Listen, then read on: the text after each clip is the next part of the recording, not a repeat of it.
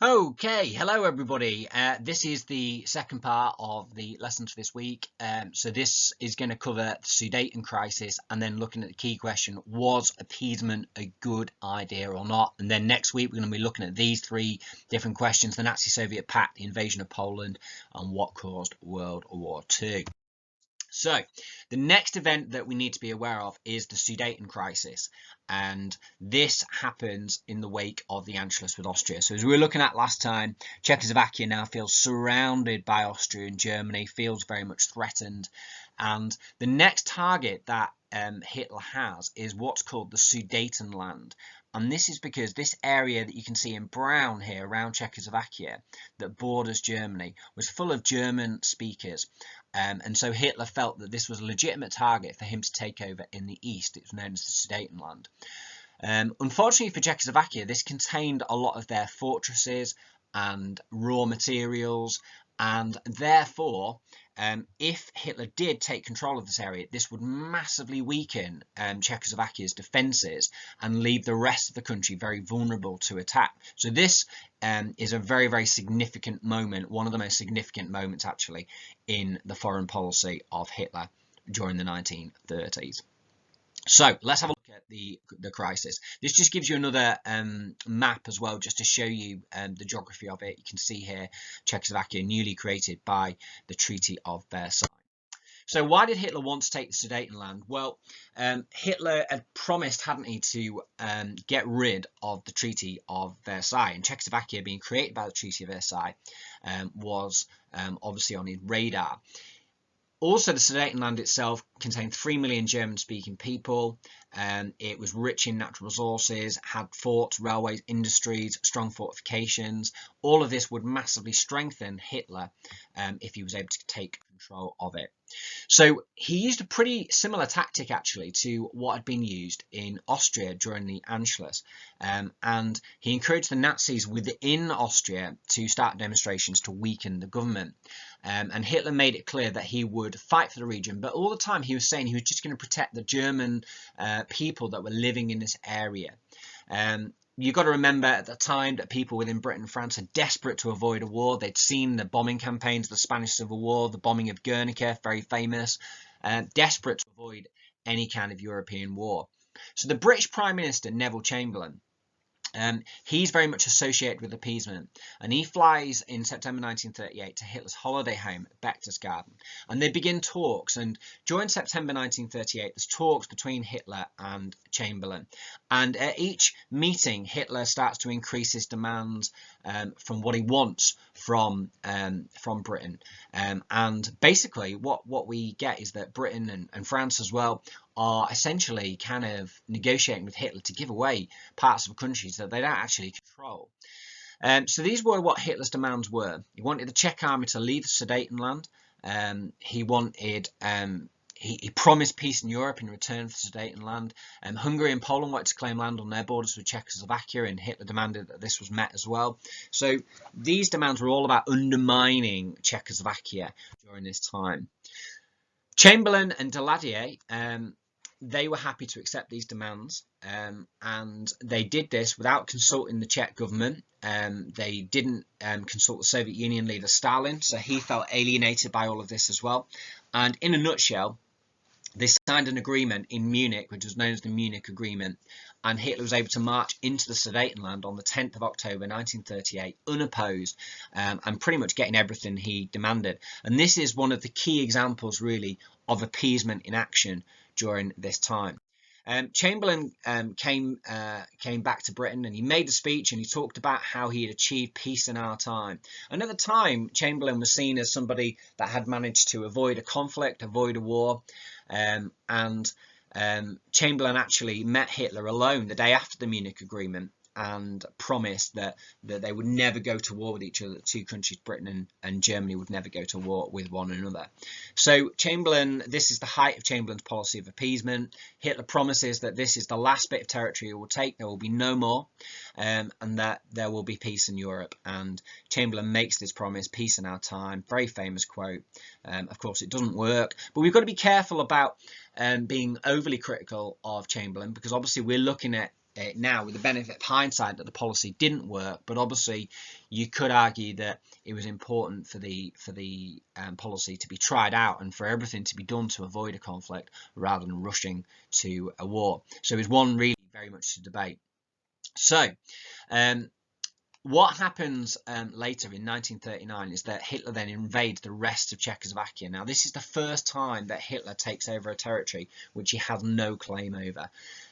He managed to take control of the rest of Czechoslovakia, breaks all the promises of the Munich Agreement, and Chamberlain has to admit publicly that his policy of appeasement has failed. Rather than going to war then, Chamberlain makes a guarantee to Poland, which looks like it will be the next target for Hitler in his plans to gain more territory in Europe, that it would guarantee its independence. But of course Hitler doesn't necessarily think that they're going to keep this promise, because obviously appeasement has been going on throughout the 1930s. So that's very, very significant. So we need to then look at whether we think appeasement was a good idea. So just review, use this and pause the video here just to look at these different things. These are all the different events that we've looked at, you know, going on from 1933 when Hitler leaves the League of Nations Disarmament Conference, the Tsar voting to rejoin Germany, the rearmament rally in March 1935, the Anglo-German Naval Agreement, the reoccupation of the Rhineland, the Spanish Civil War, the Rome-Berlin Axis, the Anti-Comintern Pact, the Anschluss with Austria, the agreement in Munich in September 1938, and the invasion of Czechoslovakia in March 1939. So just make sure you understand those. Remember, you can go onto Seneca and do some of the quiz questions to help you as well. So on the PowerPoint, you can go through these different events and just revise key information about these different things. You might want to pause it and use this to kind of quiz yourself, but there's some reminders here about some of the key foreign policy events during this time period, and they're all examples of appeasement and some of the different things that were happening during this time. So we'll just go through those, and you can just kind of remind yourself about some of those different things and test yourself on them.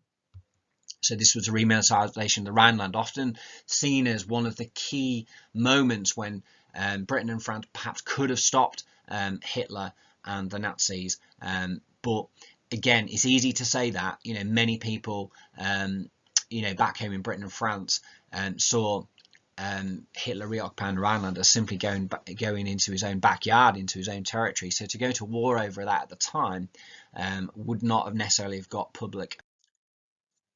Okay, and obviously this was the Munich Agreement in September 1938, which was seen as the one of the key moments of appeasement, really, when Chamberlain promised peace in our time.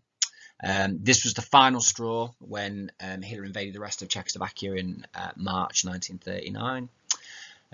They made a promise, Britain, to protect Polish independence because they saw Poland as probably the next country they were going to invade. This event was when people in the Saar area voted to rejoin Germany, so that was something that was under the Treaty of Versailles, Saar to be controlled for 15 years by France, and then they could vote on who they could rejoin, so there was nothing particularly controversial. Okay, so this event was the Anti-Comintern Pact of 1936. Now, one of the things you do have to appreciate is that one of the reasons why Britain and France were actually pretty keen to appease Hitler was because at the time many people thought that communism was a greater threat and that Stalin was more of a danger to European peace than Germany. Now, we know that Russia did ally with Britain and France during the Second World War, but it was only an alliance of convenience. Britain and France were not naturally allied with the Soviet Union, with Russia at that time. So one of the things you have to think about, therefore, is, was appeasement a good idea? Now, I've put together some of these ideas just to help you out, but obviously that's something that you've got to think about whether you consider appeasement was a good idea. The one thing I would always say to you is to make sure you do have that benefit of hindsight and think about the fact that often people criticise Britain and France now for appeasement because the Second World War did break out.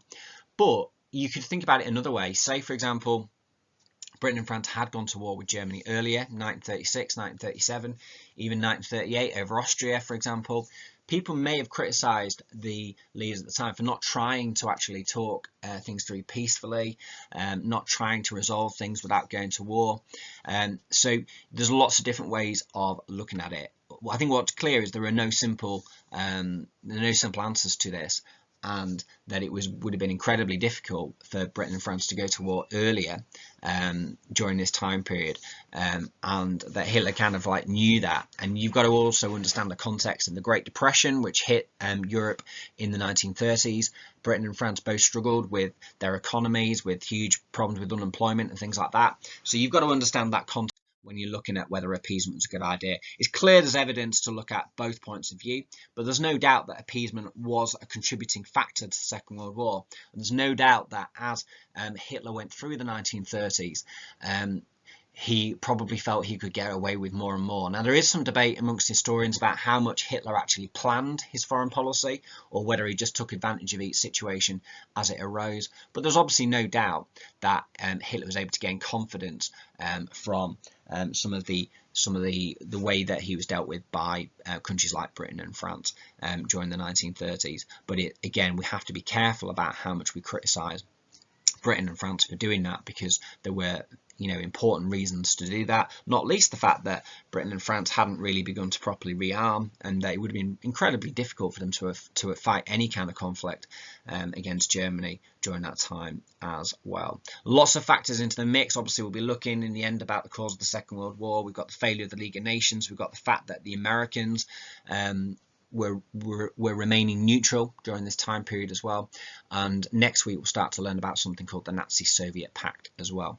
So as usual, if you do have any questions or you're not sure of anything, do let me know, send me a message, and I'll be only too happy to help. Thank you very much for listening.